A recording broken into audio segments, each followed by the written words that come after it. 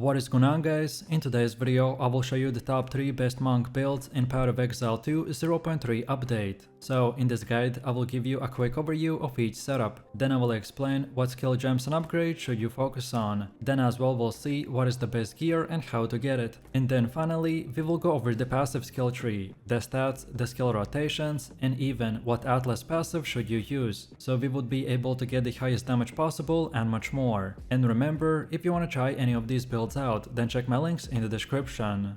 If you ever played POE of Exile 2 for long enough, then you know that the grind for currency can feel endless, and that's where today's sponsor comes in. Skycoach is a trusted platform used by over 150,000 gamers worldwide. They offer pro player support in more than top 25 games, including POE 2. No matter if you need a faster start, you want to help with the tough content, or just want currency delivered safely and quickly, then Skycoach has you covered. What I really like is how smooth the whole process is, from click to the gameplay in minutes, clear and fast chats with their team, plus if an order is not fulfilled, you get an instant refund. I've tried it myself, and honestly it just makes the game more fun. So if you wanna skip the grind and enjoy POE 2 your way, then click my link in the description to check out Skycoach and use my code KATE for extra 10% off.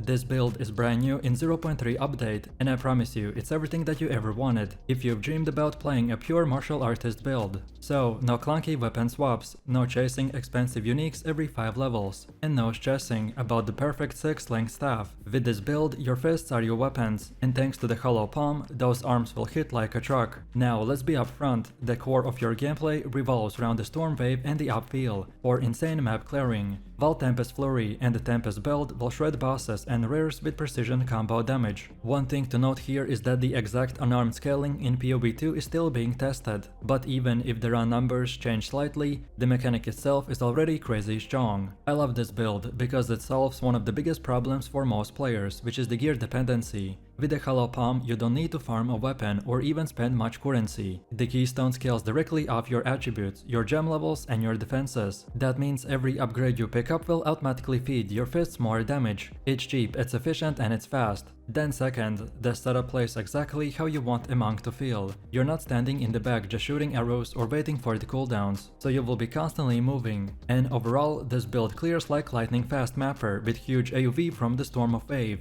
but it also has that controlled single target rotations that you need for the big bosses. If you want speed, power, and a no weapon build, then you should try this one out. So let's take a look at the skill gems, because this is where the hollow palm monk will really shine. The entire identity of this setup is built around the lightning fast unarmed attacks. That means we are blending rapid melee strikes with spell-like elemental procs. Your bread and butter here is the Tempest Flurry. This is your main combo skill, the one that you will be constantly using into the enemies. To really push its damage, you will link it with the rapid attacks, lightning attunement, and the elemental armament. Then second, we got the Storm of Wave, which is your secondary offensive skill. It gives you a massive AoV nuke that clears screens in seconds, while also boosting your critical potential. Now we need a way to keep charges flowing and the momentum rolling, and that's where the lingering illusion comes in. Paired with a charge profusion, every time you dodge roll, you drop an illusion, and when enemies hit you, you will gain charges. More rolls mean more charges, and those charges are the engine that powers our next skill, the Charge Staff. This skill in exchange will apply shock and innervate by keeping enemies vulnerable to the lightning damage while giving you a steady stream of offensive buffs. It's a perfect loop, so dodge, drop illusions, gain charges, and fuel even more damage. Then for auras, this build takes things to the next level with the Herald of Thunder and with the Herald of Ash. The Herald of Thunder is linked with the Electrocute and the Lightning attunement, and it basically blankets the entire map with the chain lightnings whenever you get a kill. It's the core reason of why mapping feels so smooth. On top of that, the Herald of Ash will provide hybrid scaling, so crits and overkills will trigger fire burn explosions that amplify clear and even stack on the boss damage. Together, these two heralds will create fireworks of chained explosions every time that you attack. And finally, we've got the Tempest belt. Think of this as a flexible slot. Sometimes it's an AoV option for spreading more coverage, or sometimes it's your single target combo tool against bosses. So in short, it synergizes beautifully with our Flurry. Next up, let's move over to the passive tree, because this is where we take the hollow palm idea and crank it to the max. The general idea is simple. We are investing in dexterity and the energy shield nodes, while stacking attributes that the hollow palm converts directly into the raw offensive power, while on top of it also picking up hybrid defenses to keep us alive. Early on, you're focusing on survival and consistency, so pick up dexterity, life and evasion, so that you can push through the acts without issues. Don't worry about the crit too early, as it's a trap. You only want to start specking into serious crit clusters like Momentum of Truth, or the hard stopping once you're at level 50 or higher, because that's the point where your base damage, attack speed and weaponless scaling will really justify the crit investment.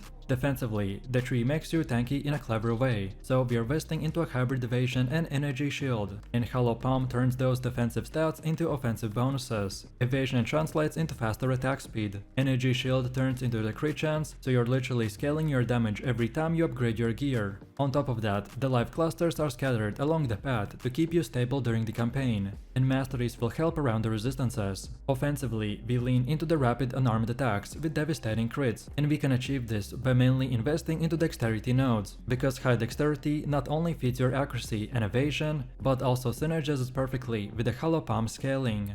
Alright, now let's go over to the gear, because while the Hollow Palm does not require a weapon, you still need a strong foundation to scale. The golden rule here is simple. Always cap your elemental resistances at 75%, so fire, cold and lightning all need to be maxed. That's the step 1 before you can think about anything else. Then for the main slots, you're aiming for max life, energy shield and any type of regen. The most optimized pieces that I like is for the helmet, the Vermeil circlet, then for body, the Val robe, then the belt, the Rawhide belt, then for boots, the bound boots, and for the gloves, the hunting. Then on top of it, get accessories like the topaz ring, a ruby ring and a stellar amulet. These will give you elemental resistances, life, energy shield, and most importantly, the attribute scaling. Attributes are crucial because the Hollow Palm directly converts them into damage. Ideally, you want your amulet rolled with a high life, high energy shield, and all resistances capped, and as much as flat attributes as possible. Remember, every point of dexterity and energy shield is damage. Every point of life and evasion and survivability also scales into the damage. So gearing feels extremely rewarding. You're never wasting stats on defenses, because Hollow Palm turns them into offenses too.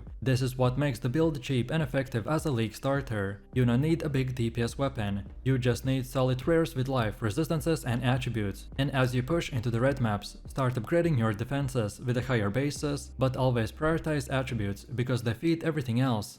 And now finally, let's see how to actually play this build. Honestly, this is one of the most satisfying gameplay rotations in Path of Exile 2. In the campaign, you level with a bow and a lightning rod until about level 22. It's smooth, it's fast, and it carries you through the early content without any issues. At level 23, you pick up the Hollow Palm notable and swap to the unarmed combat, and this is where the build transforms. From this point and onwards, your mapping rotation is simple but powerful. Roll into a pack, then drop the Storm Wave to wipe the screen, and weave in upwheel for the extra damage spread. And let the Herald of Thunder and Herald of Ash explode everything around you. But perhaps if you need more charges, then dodge roll to drop illusions, and let the enemies feel your charged staff. If you do this combo perfectly, then packs will just evaporate. Against bosses, the things will shift into a more precise rhythm, so you lead with the Tempest Flurry, then stacking rapid crits and shocks, then drop the Tempest Belt for a devastating combo finisher, then keep your charges flowing with illusions, maintain Herald uptime and stack the Storm Wave hits on top for massive burst windows. But perhaps if the Flurry plus the Bell combo feels uncomfortable, then you can absolutely just stick with the Storm Wave as your main bossing tool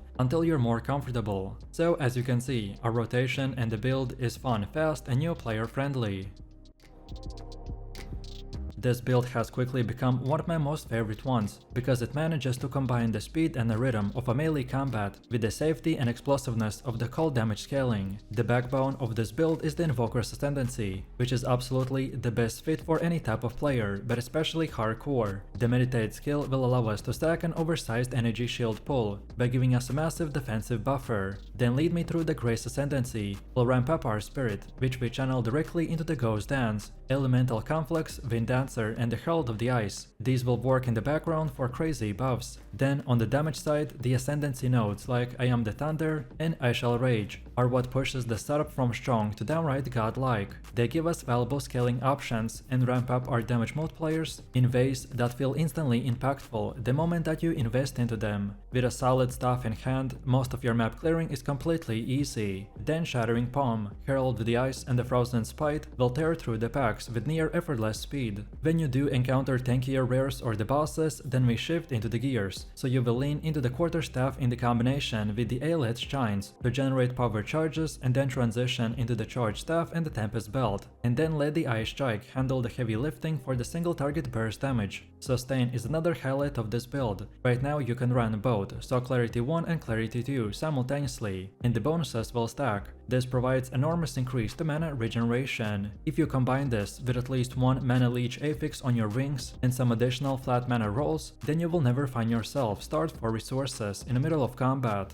so you can basically do crazy amount of damage 24/7. So let's take a look at the skill gems. The Ice Strike itself is the centerpiece. Every swing will convert your melee attack into icy projectiles that fan outward, chilling and freezing enemies on the contact. This gives you the best of both worlds, so deadly single target pressure for bosses and wide screen control for clearing maps. To keep the tempo consistent, the Quarterstaff Strike will play a vital role. It fuels your charge generation and allows you to maintain a smooth rhythm of attacks. When paired with the Aeolith's Chimes, the Quarterstaff Strikes ensures that you're always primed to unleash the Charge Staff, or combine it with the Tempest Belt if the moment calls for it. The Shattering Palm then joins the setup as an additional cold damage source. It keeps the pressure on the enemies between Ice Strike volleys, and synergizes beautifully with the freeze mechanics, by stacking damage while locking down the targets. Then Herald of Ice is where this build really shines in the term of clearing speed. Every time you shatter a frozen enemy, the Herald of Ice will trigger a cascade of icy explosions that spread across the entire packs.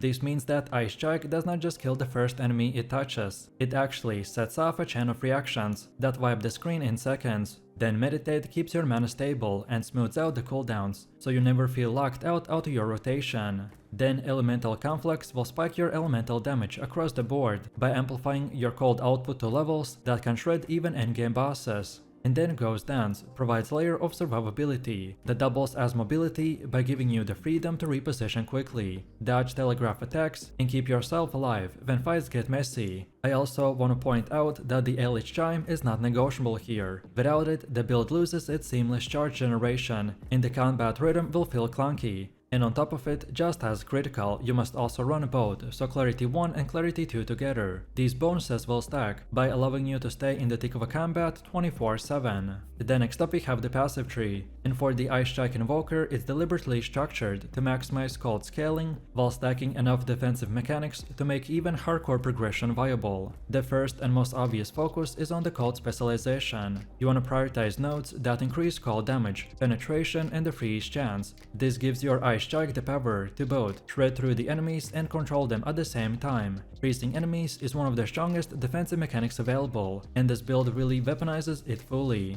Then our second focus is on the aerial scaling. Ice Strike projectiles and the Herald of Ice explosions both will benefit massively from increased AoV, so by investing into these nodes, you don't just deal more damage, you actually cover more ground with every attack, which makes your clear faster and more consistent. This is a crucial part of what makes this build feel so smooth to play. Then mana efficiency is another important choice, because we spam the Ice Strike constantly, so we want to go through the nodes that give us mana recovery and sustain nodes, and this is boosted by the charge generation and crit scaling, which both synergizes beautifully with Invoker's Ascendancy. Overall, with these investments, the build bursts feel reliable, not streaky, and your resource engine never falters. And then defensively, the passive tree leans heavily into the Ghost Dance synergy, so you build layers of evasion, dodge and energy shield recovery that allow us to avoid, mitigate and recover from incoming damage. Frozen enemies combined with the evasion-based passives will create a defensive loop, where you're both harder to hit and actively reducing the number of enemies. Altogether, this passive tree will achieve the perfect balance, so offensively it implies cold scaling, critical multipliers and AoV, and then defensively we combine evasion, freeze and the shield sustain. The result is a build that feels deadly without ever being squishy, and is perfectly suited for any type of player, but especially hardcore.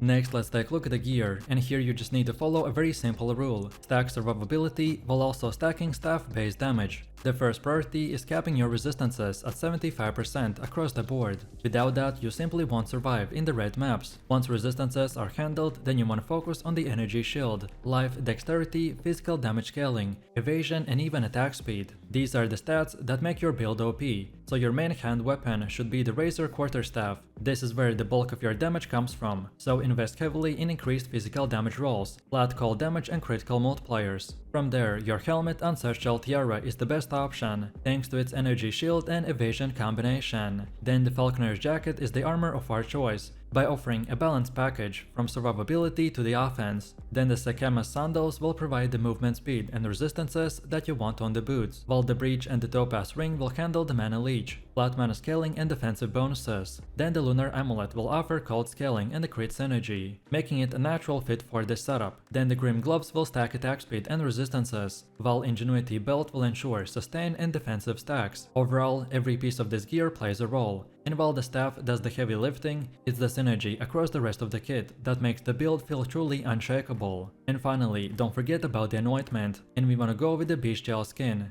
It's cost effective, efficient, and works beautifully with the scaling priorities of our build. And now finally, let's see how to actually play this build. Your main loop is simple but endlessly satisfying, so Ice Strike is your core ability. You will be spamming it 24/7, clearing packs, freezing enemies, and laying down steady pressure against bosses. Every strike sends icy projectiles across the battlefield by stacking damage and control at the same time. Then to keep your engine running, you want to weave in the Quarterstaff strike. This generates charges that fuel charge staff, ensuring that you always have the burst potential when you want it. Once momentum is rolling, then you drop Shattering Palm into the mix. This is your bursty AoV option, especially potent in boss fights or against highly packed mobs. Then Herald of Ice will run passively, as it transforms your combat into an avalanche of explosions. At this time, you want to focus on chaining freezes into the shatters, and you will watch entire screens vanish in icy detonation. Then, when your mana starts dipping, then Meditate keeps you topped off, with the Elemental Conflicts will spike your damage output during the key phases. And then finally, the Ghost Dance is the last tool in your kit, by letting you reposition, getting the dodge mechanics and staying alive during the most dangerous fights. This build has been a fan favorite ever since it was first created, and even though the new changes brought in few adjustments, it still holds a spot as one of the most powerful setups in the game. In fact, it only got smoother with some of the changes in the 0.3, and the gear, passive tree and everything else has been updated. The concept of this build revolves around combining near 100% critical strike chance with explosive area of effect through the Storm Wave and the Upwheel, all while amplifying damage with a Herald of the Ash and a Herald of the Thunder. What you get is absolutely devastating clear speed that rivals even the best ranged builds, but in the melee form. Then for bossing, the Flicker Strike becomes your weapon of choice, and enhanced further by the Infernal Cry for the burst damage. With this combination, even the pinnacle bosses on tier 4 maps can be one-tapped. The beauty of this build is that it avoids the classic inconsistency of the Flicker Strike while mapping, so instead we can rely on the more stable Storm of A for the clear, and saving Flicker Strike for the moments that matter most, between Energy Shield recharge, instant flask recovery, and the Chaos and damage over time immunity, and even multiple defensive mechanics layered on the top. Our sustain feels incredibly smooth, so in short you get everything you could possibly want: explosive clearing power, unmatched boss damage, consistent sustain, and a character that can survive the hardest content. So let's start with the core of our build, which is the active skill setup. For general mapping, the Storm Wave combined with the Upwheel and the Pinpoint Critical will deliver the bulk of your AoV damage. This ensures that you're moving down the packs at a high speed while maintaining excellent clear radius. The key here is the synergy between the Storm Wave's natural training effect and the Upwheel's destructive coverage, by creating a near constant storm of the critical hits. Against bosses, the Flicker Strike will become the centerpiece. It's paired with the Infernal Cry, and when everything aligns, you're able to deal enough burst to delete even the tier 4 pinnacle bosses in just 1 or 2 hits. With the right timing, you can effectively one-tap these encounters without giving them a chance to retaliate. Generating charges is a critical aspect of this build, and it functions slightly differently depending on the content. In maps, the charge generation is automatic through the cast on critical and the profane ritual combo. You'll never have to worry about running out of charges mid-clear, and this also feeds into the sustaining your charge staff uptime for utility. Then for boss fights, the things get a little more involved. You'll need to prepare beforehand by swapping to your secondary weapon set, summoning skeletal warriors through your rattling scepter, and casting profane ritual on them to stockpile the charges.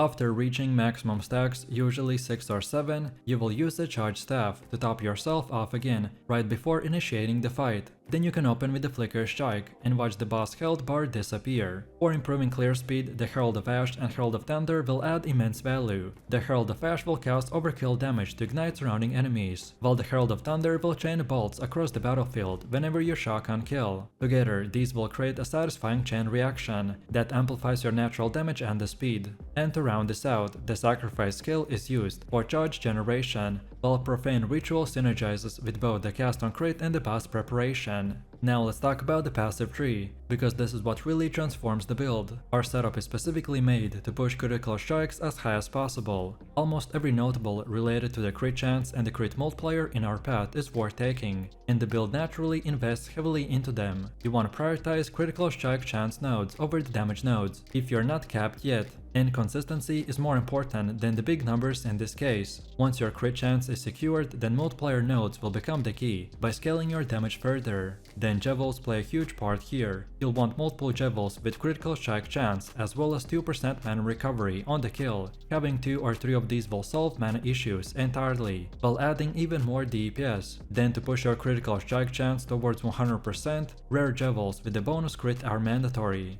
Mana management otherwise will come from running Clarity, rolling mana regeneration on at least one of your rings, and investing into the mana flask with a high charge cost, as these are really easy to spec into early on if needed. For defenses, the tree provides a solid base of energy shield and evasion. You'll be taking many of the small hybrid nodes and anointing your amulet with a graceful form, as it gives you a huge bump in survivability. The freeze and stun immunity are also addressed here by investing into the element and the stun avoidance and combining them with the gear rolls. You'll avoid being locked down in a combat. And finally, don't neglect the charge nodes. Both Frenzy and the Power charges will boost the flat damage and extend the scaling of your abilities, so allocating both early can make your character feel significantly stronger. Next up we have gear, which is always a huge part of any build. Your weapon is the most important piece, so look for high physical damage combined with the elemental damage with the attacks. Suffixes should focus on increased melee gem levels, critical strike chance and the multiplier. Ideally, your weapon should have at least 11% base crit chance to ensure that the tree investment will pay off. If you can afford the top tier option, then prioritize critical strike damage runes. On the weapon swap, you will need a rattling scepter, or equivalent to summon skeletons for the charge generation. This is crucial for the pinnacle bosses, so pair this with the support gems to lower the strength requirements and maximize the skeleton count. The chest armor should stack as much energy shield as possible. The more energy shield you have, the smoother your sustain loop becomes. The helmet should also prioritize the energy shield, ideally reaching somewhere around 350 to 400, while offering resistances and some critical chance. Gloves are damage focused, so attack speed, lightning or fire damage, and melee gem levels will all contribute massively. Then boots should provide at least 25% movement speed, resistances, and a solid amount of energy shield. Then amulets will roll critical chance, melee gem levels, and the energy shield. Anointing a graceful form here is mandatory. Rings are where you will solve the mana issues, so make sure to at least have 1 mana regeneration. Beyond that, stack the flat elemental damage, crit stats and resistances. Use the catalyst to boost offensive stats. Belts are the best in slot, when they provide instant life flask recovery with the energy shield. This combo makes your sustain nearly foolproof. For Jevels, you'll need at least 2 mana recovery on kill. After that, prioritize critical chance and the multipliers and even the energy shield. And now finally, let's see how to play this build. Well, the Flicker Strike Monk offers a unique mix of reliable clearing and explosive single target damage. Unlike many other Flicker Strike builds that feel random, this version is designed for control. In maps you'll primarily use the Storm Wave combined with the Upfeel and the Pinpoint Critical. This setup delivers a wide aerial coverage, while training critical strikes, allowing Herald of the Ash and Herald of Thunder to trigger constant explosions. The strategy here is to keep your distance, channel the Storm Wave and let the enemies melt, without needing to dive recklessly into the packs. This gives you both the safety and efficiency into the clearing. The Flicker Strike shines when it matters the most,